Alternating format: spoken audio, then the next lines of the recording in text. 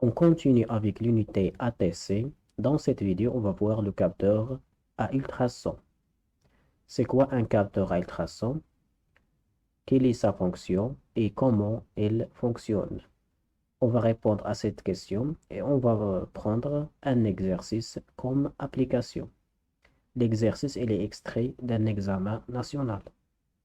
Maintenant, on parle du principe de fonctionnement d'un capteur à ultrasons. Voilà notre capteur à ultrasons.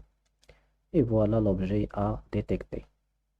Le capteur à ultrasons est constitué de deux parties, un émetteur et un récepteur. L'émetteur va émettre ou envoyer une onde sonore vers l'objet à détecter. Cette onde a une vitesse c, la vitesse de propagation de l'onde sonore. L'onde sonore va être réfléchie par l'objet à détecter et elle va revenir au récepteur du capteur. La distance qui sépare le capteur à l'objet à détecter, c'est d. Donc l'onde sonore va parcourir une distance d pendant l'aller et une distance d pendant le retour. D, c'est la distance séparant l'objet au capteur. On définit aussi t, la durée du temps pour l'onde sonore pour partir de l'émetteur vers l'objet à détecter et de l'objet à détecter vers le récepteur. T, c'est la durée du temps entre l'émission et la réception d'une onde sonore. Quelle est la relation entre C, D et T? Donc C, la vitesse à quoi est égale. La définition de la vitesse, c'est la distance parcourue divisée par le temps. La distance parcourue par l'onde sonore, c'est 2D. D pendant l'aller et D pendant le retour. Divisé par T. Donc, nous voulons la distance D. D à quoi est égal? C'est C fois T divisé par 2. Donc, chaque capteur a une zone de détection ou bien une distance de détection. C'est l'objet à détecter et dans la zone de détection, elle sera détectée par le capteur. Sinon, elle ne sera pas détectée. Donc, ici, on a un axe représentant la distance qui sépare le capteur à ultrasons à l'objet à détecter.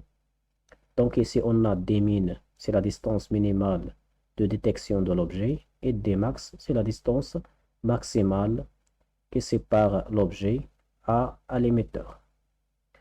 Donc, si l'objet existe entre Dmin et Dmax, il sera détecté. Sinon, il ne sera pas détecté. Maintenant, on va voir un exercice d'application. La figure représente la courbe de réponse du capteur. Ça veut dire la tension de sortie en volts en fonction de la distance qui sépare le capteur à l'objet à détecter. Cette courbe elle est constituée de trois parties.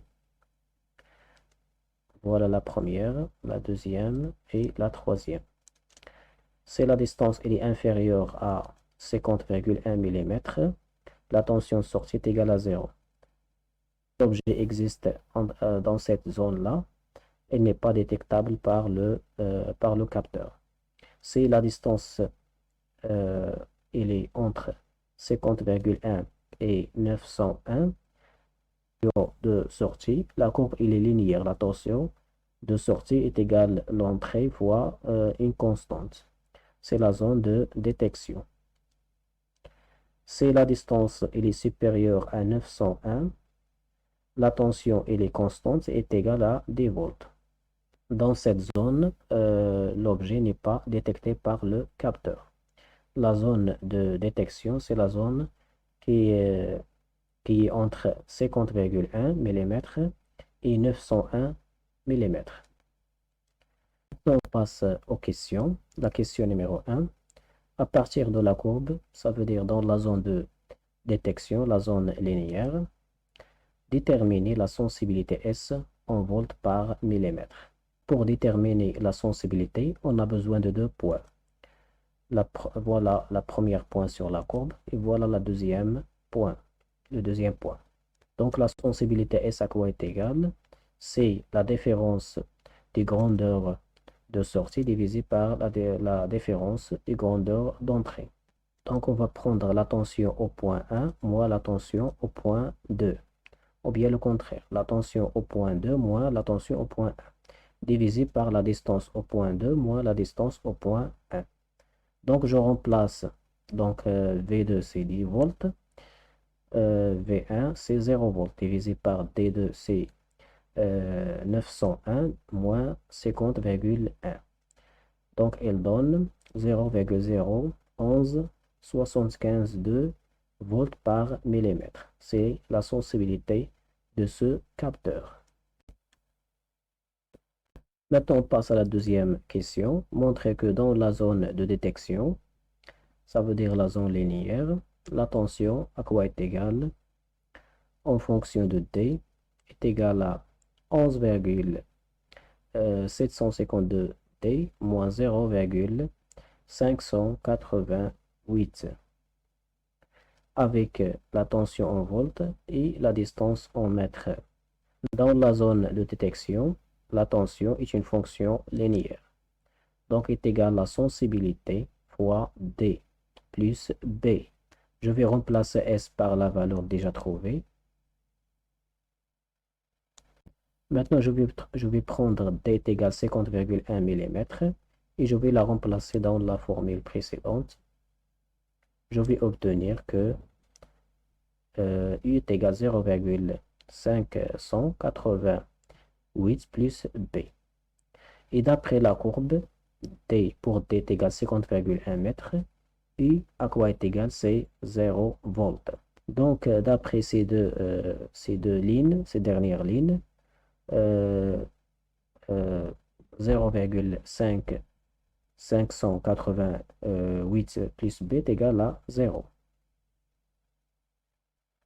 Finalement, B est égal à moins 0,80 moins 0,588. Je vais remplacer B dans la formule précédente. Je vais trouver que U est égal à 11,752 fois D moins 0,588. Donc, c'est la formule demandée. La troisième question, on suppose que la distance D qui sépare la pièce détectée du capteur est comprise entre une valeur D1 est égale 200 mm et une valeur D2 est égale 800 mm.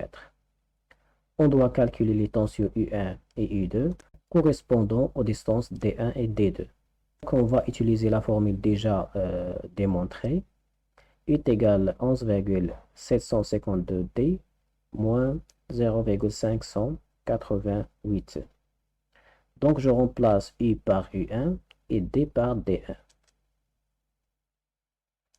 U1, je dois calculer U1. D1, c'est 200 mm. Je vais la convertir en mètres. C'est 0,2 mètres. Donc, U1 à quoi est égal? C'est 1,762 volts. Maintenant, je calcule la tension U2. Même chose, je remplace U par U2 et D par D2. Donc, après calcul, je vais trouver que la tension U2 est égale à 800,814 volts. Maintenant, je passe à la dernière question. Sachant que la vitesse des sons dans l'air est C égale 340 mètres par seconde. Calculez en millisecondes les valeurs T1 et T2 du temps de propagation, T correspondant respectivement aux distances D1 et D2. Donc, on doit calculer le temps T1 pour la distance D1 et le temps T2 pour la distance D2. On va utiliser la relation D est égal à C fois T divisé par 2. Donc, je remplace, je veux calculer le temps T1. Donc, T à quoi est égal? C'est 2 fois T divisé par C. Donc, pour avoir T1, je dois remplacer dans la formule par D1. Donc, T1 quoi est égal 2 fois D1 divisé par C. Donc, D1 déjà donné, c'est 200 mm. Je vais la convertir en mètres. C'est 2 fois 0,002 divisé par C, c'est 340 mètres par seconde. Donc, le temps pour la propagation de l'onde à une distance D1, c'est 1,17 millisecondes. Maintenant, je calcule le temps T2. Donc, le temps T2, je vais remplacer T par T2 et D par D2. Donc, T2 à quoi est égal 2 fois D2 divisé par C.